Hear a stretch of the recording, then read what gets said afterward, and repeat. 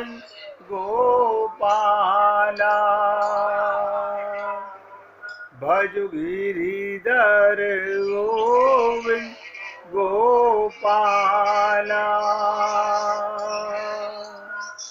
भजो मुरली मनोहर नंद लाला। भजो मुरली मनोहर नंद लाला। भज गिरिधर गोविंद गोपाला। भज गिरिधर गोविंद गोपाला। भजो मुरली मनोहर नंद लाला। भजो मुरली मनोहर नंद लाला। भज गिरिधर गोविंद गोपाला। भज गिरिधर गोविंद गोपाला। बोलिए वृंदावन बिहारी लाल की जय। जय जय श्री राधे। जय जय श्री राधे। सभी भक्तों से निवेदन, बहुत एकाग्रचित होकर सत्संग के प्रत्येक शब्द को बहुत गहराई के साथ हृदयंगम करने का भरसक प्रयत्न कीजिएगा। आज हरियाली तीज है। आप सभी पुण्य आत्माओं को इस हरियाली तीज की हार्दिक शुभकामनाएं। बड़ा सुंदर दिन है, बड़ा सुनहरा मौका है। हरियाली तीज वाले दिन आप सब हम ब्रज के अंदर उद्धव जी के साथ प्रवेश करना पसंद करेंगे। ये हरियाली तीज का क्या मतलब है? बहुत खूबसूरत त्योहार। श्रावण मास में शुक्ल पक्ष की तृतीया तिथि को मनाया जाता है। संसार वाले कैसे मनाते हैं उससे मेरा कोई लेना देना नहीं। मैं आध्यात्मिक चर्चा करने के लिए आपके बीच में आता हूँ। ये प्रत्येक आत्मा का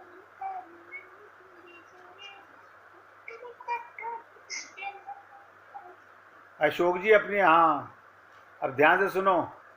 हरियाली तीज का मतलब प्रत्येक आत्मा का परमात्मा से मिलन। श्रावण मास में आज के दिन ही क्यों हरियाली तीज से हरियाली तीज क्यों कहा जाता है? क्योंकि सावन मास में पूरी धरती हरी हो जाती है, अंकुर फूटने लगते हैं। शिव पुराण के अनुसार, शिव पुराण में बताया गया कि हरियाली तीज के दिन भगवान शंकर और माता पार्वती का पुनर्मिलन हुआ था। इसलिए सभी स्त्री, सभी पुरुष शंकर पार्वती के प्रेम की पराकाष्ठा को जानते हुए प्रार्थना करते हैं कि हे मनुष्य शरीर में आने वाली आत्मा, जैसे उनका मिलन हुआ ऐसे ही हमारा भी मिलन परमात्मा के साथ होना चाहिए। अब इस चीज को समझने के लिए हिंदू धर्म में हर व्रत, पर्व और त्योहार का पौराणिक महत्व है। नहीं जानते वो अलग बात है, उससे जुड़ी कोई ना कोई रोचक कथा भी होती है। अब मैंने बताया हरियाली तीज का उत्सव भी भगवान शंकर और माता पार्वती के पुनर्मिलन के उपलक्ष्य में मनाया जाता है। दक्ष प्रजापति की पुत्री सती, आप लोगों को इस बात का कुछ ध्यान नहीं होगा, 108 वर्ष, 108 वर्ष नहीं, 108 पुनर्जन्म लेने के उपरांत भगवान शंकर को प्राप्त किया। 108 जन्म लिए, लेकिन अपनी तपस्या नहीं छोड़ी। माता पार्वती ने भगवान शंकर को पति रूप में पाने के लिए कठोर तप किया था। ब्रज की गोपियों ने, मैं ब्रज से मतलब क्या, जो आत्मा मनुष्य शरीर में जाग जाए वो वृंदावन का वासी, नोट कर लो, वो कहीं भी रहे, किसी कंट्री में रहे, इससे मतलब नहीं है। जिसे आत्मज्ञान हो जाए, जिसे होश आ जाए, जिसे आत्म जागृति हो जाए, उसका परमात्मा से सुनिश्चित मिलन होता है। तो पार्वती ने भगवान शंकर को पति के रूप में पाने के लिए कठोर तप किया। और आप हम लोग ऐसे युग में हैं, कलयुग में, कि केवल आत्मज्ञान से हमारा कल्याण हो सकता है, इसी जन्म में हो सकता है, बशर्ते हम शपथ लें। कल मैंने आपसे निवेदन किया था, ऐसी धारणा मन में धारण करो कि भगवान के हृदय में खलबली मच जाए। मुझे नहीं पता, मैं तो यही प्रार्थना करता था कि हे प्रभु, प्रत्येक आत्मा के हृदय में आपको पाने की खलबली मच जाए। आप में से कितनों को खलबली मची, कितनों ने इस बात को सत्संग के बाद मनन चिंतन किया। तो माता पार्वती ने भगवान शंकर को पति के रूप में प्राप्त किया।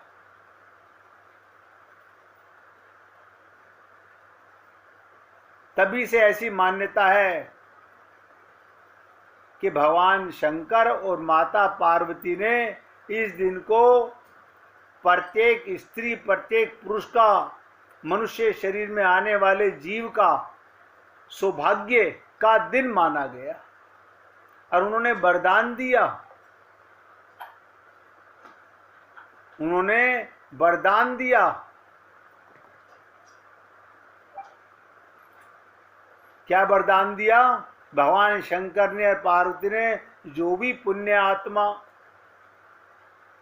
मनुष्य शरीर में आकर ये धारणा अपने मन में धारण कर लेगा कि मुझे इसी जन्म को कृतार्थ करना है, वो भगवत प्रेम का अधिकारी बन जाएगा। इसके अलावा संसार में कैसे क्या मनाई जाती है, इसकी चर्चा आप लोग मुझसे ज्यादा जानते हैं। आज बहुत सुंदर दिन है, दिल्ली में बारिश भी हो रही है, हरियाली तीज का दिन है, और उद्धव जी भगवान का संदेश लेकर, ये उद्धव जी कौन है? भगवान श्री कृष्ण का उत्सव रूप है। ये उत्सव रूप कैसे हो गए कि भगवान ने इनके साथ पाणी ग्रहण संस्कार किया। कल मैंने आपसे निवेदन किया था, प्रत्येक संत महात्मा जो हम जैसे जीवों का कल्याण करने के लिए भगवान का प्रेम हमारे हृदय में भरते हैं, वो सब भगवान के पाणी ग्रहण संस्कार के बाद ही पॉसिबल होता है।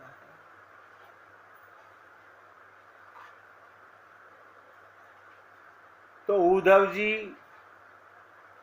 बड़ी तेजी में रथ पर चढ़े और रथ को बहुत तेजी से दौड़ा करके ब्रज में ले गए और वहां पहुंचे। जब पहुंचे तो संध्या का समय हो चुका था।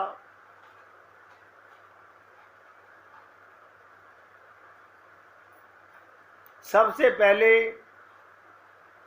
उद्धव जी कहाँ पहुंचे? जहां नंद बाबा की गौएं रहती थी। उद्धव जी अतिथि के रूप में गए। उद्धव जी अतिथि के रूप में गए, पर नंद बाबा के अतिथि नहीं हुए। ये बड़ी विचित्र चीज है। प्रेम की पराकाष्ठा है। प्रेम की पराकाष्ठा देखो कि वो गए तो थे अतिथि के रूप में, लेकिन नंद बाबा के प्रेम भाव को देखकर वो अतिथि नहीं बने, वहां के ही मेंबर बन गए। अतिथि तो बिना किसी सम्मान के, बिना किसी सूचना के भोजन के समय पर आ गया तो उसे भोजन कराओ, घर में ठहराओ, ये धर्म है। भोजन के समय कोई अतिथि घर में आ जाए तो उसे भोजन ना कराएं तो पाप लगता है, ऐसा शास्त्रों में वर्णन है। परंतु उद्धव जी अतिथि नहीं हैं। क्यों? भागवत में आया, पित्रोनाम प्रीतिमावह। कृष्ण ने कहा था हमारे पिता हैं नंद बाबा, बलराम के पिता हैं नंद बाबा, और तुम्हारे भी पिता हैं नंद बाबा। जब मेरा तुम्हारा पाणी ग्रहण हो गया, मैंने अपना सब कुछ तुम्हें दे दिया, तो नंद बाबा तुम्हारे भी पिता हो गए। तो उद्धव जी सुंदर वस्त्र आभूषण धारण किए हुए हैं। श्री कृष्ण जैसा कंगन, कृष्ण जैसे बाजूबंद, कृष्ण जैसा पीतांबर और कृष्ण जैसी हाथ में बांसुरी, ध्यान से सुनो, और वैसा ही श्याम वर्ण। आप देखते हो मंदिरों के अंदर जो स्थापित मूर्तियां भगवान की हैं, उनको जो पोशाक पहनाई जाती है, बिल्कुल उसी तरह की चलायमान मूर्ति को भी पहनाई जाती है। तो उद्धव जी कौन है? भगवान की चलायमान मूर्ति है।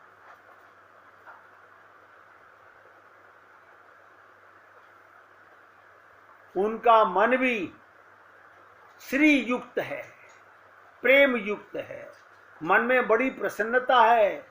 वे आनंद से आए हैं, हीनता की भावना लेकर के नहीं आए।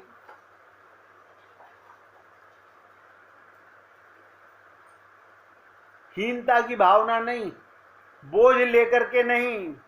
भगवान का प्रेम भी अगर बोझ मान करके, आप सोचो, अगर आप सत्संग सुनने के लिए अपने मन पर कोई बोझ लेकर के सुनते हो तो वो प्रेम नहीं है। अब ब्रज में आए सूर्यास्त के समय,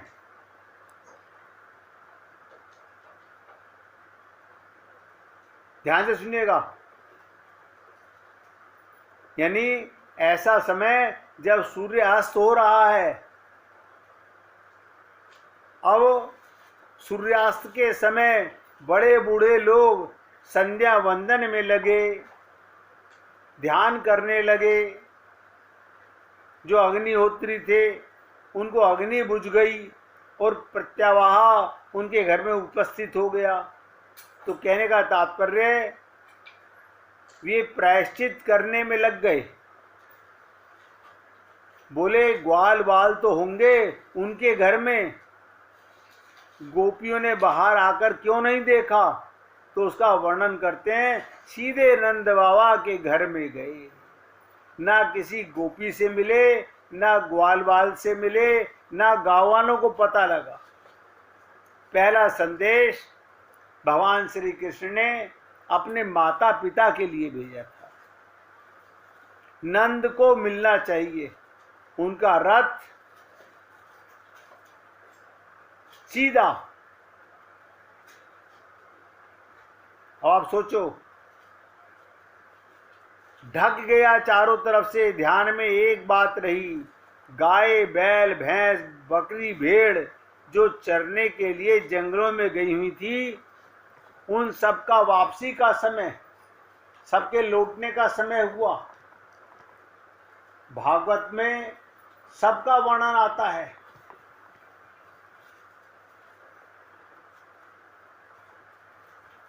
वैष्णव लोग दूसरा ही कर देते, वे कहते हैं अजा माने वो गाय जिसका अभी बच्चा नहीं हुआ।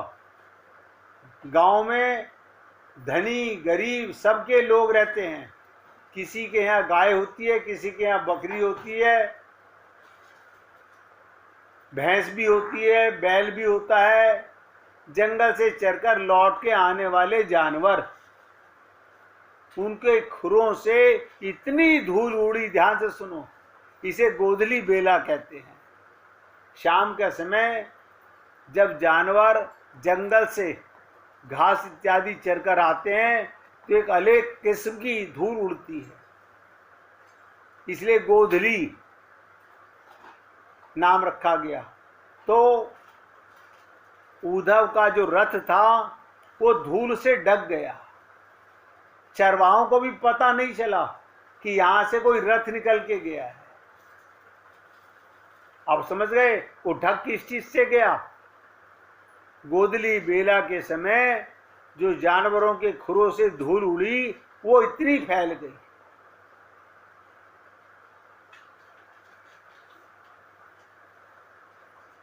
सबको प्रवेश नहीं मिलता ब्रज में। आप कहते हो नहीं नहीं, हम तो बहुत बार दर्शन करके आ चुके बांके बिहारी के, हम तो पूरा वृंदावन की परिक्रमा कर चुके। अरे बाबा, अभी ब्रज का आप हमें पता ही नहीं है। जब तक आत्मज्ञान नहीं, ये तो शरीर से दर्शन किया है, शरीर से भ्रमण किया है। कभी आत्मज्ञान से प्रवेश करने का प्रयत्न कीजिएगा। वो प्रेम का प्रवेश है। अरे इसके लिए जरूर नहीं कि वृंदावन जाके ही प्रवेश मिलता है। जितने क्षण आपको आत्मज्ञान रहता है, भगवान की लीलाएं आपके हृदय में रहती हैं, वो सब ब्रज की ही लीलाएं हैं।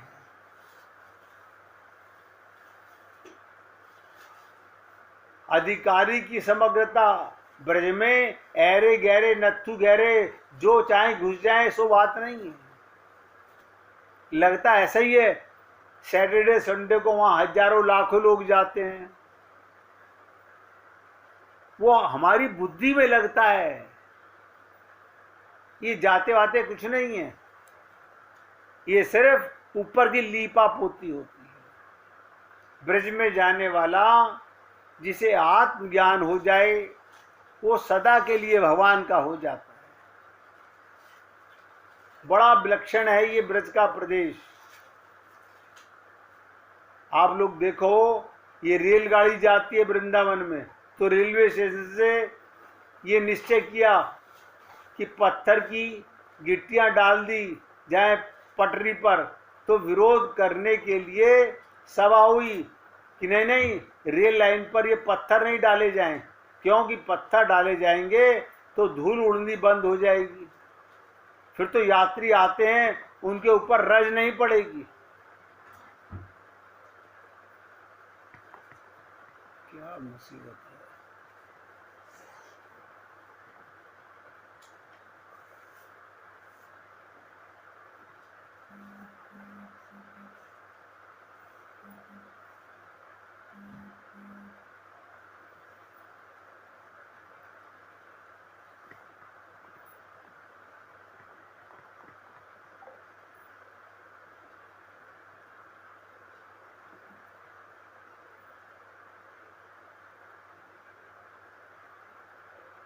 भैया क्या करूँ, ये बार बार तंग करता है नेट। मैं पूरा प्रयत्न करता हूँ कि सत्संग के समय ये धोखा ना दे, लेकिन ये अपनी लीला करे बिना मानता नहीं है। पूरी एकाग्रता के साथ सुनिएगा। तो वृंदावन के अंदर हर किसी का प्रवेश नहीं होता। बहुत से लोग प्रयत्न करते हैं, वृंदावन में जाते हैं, वहां देह का प्रवेश नहीं, वहां आत्मा का प्रवेश है। तो वहां पर वृंदावन के अंदर, मथुरा से वृंदावन में एक ट्रेन चलती है, उसके अंदर ये जो पत्थर होते हैं वो नहीं बिछाए गए। पूरे नहीं, ये नहीं, यहां तो आने वाले के ऊपर जब तक धूल ना पड़े उसका वृंदावन में आना ही बेकार है। ब्रज की धूल इतनी इंपॉर्टेंट है। ये ब्रज की धूल से जीव पवित्र होता है। बड़े नसीब वालों को मिलती है ये। पहली बात तो मनुष्य शरीर का मिलना बड़ा कठिन है, और उसके बाद में आत्मज्ञान का होना कठिन है, और उसके उपरांत आपके हृदय में भगवान का प्रेम आना ही वृंदावन है। तो आने वाले यात्रियों के ऊपर उड़ उड़ करके खूब ब्रज की धूल पड़े कि वो पवित्र होकर ब्रज में प्रवेश करे। क्योंकि ब्रज की रज तो साधारण रज नहीं है, ना अभाव को वो नहीं मिलती। अद्भुत लीला है वो वृंदावन की रज की। उस रज की इसलिए उद्धव जी के अंत में ये कामना की। देखिएगा, उद्धव जी जब वापस जाएंगे तो अंत में यही कामना करते हैं, हमको किसी तरह गोपियों के चरण रज मिलती रहे। ये खाली उद्धव जी की कामना नहीं, ब्रह्मा जी, शंकर भगवान, नारद जी, सनकादिक परमहंस सब ये कामना करते हैं कि हमको वृंदावन के रज की धूल मिले, वहां हमें रहने का वास मिले, हमें वहां का लता पुष्प गुल्म बना दिया जाए।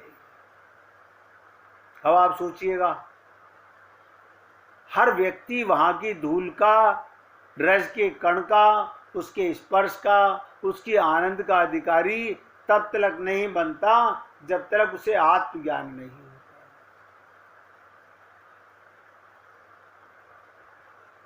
क्योंकि गोपियों के चरण रज का अधिकार बहुत मुश्किल है, बहुत मुश्किल है। ये गोपियां कौन है? ये वो संत महात्मा हैं जो जागे हुए हैं। वो स्त्री पुरुष के शरीर में तो हैं, लेकिन वो सब आत्मलंबी हैं। भगवान के प्रेम के अलावा उनकी कोई चाहना नहीं, उनकी हमारी जैसी चाहना नहीं होती। हमारी चाहना तो होती है ना, जहां देखी तवा परात, वहां बिताई सारी रात। लेकिन ये जो गोपियां हैं, इनकी एक धारणा मन में धारो। अब देखिएगा,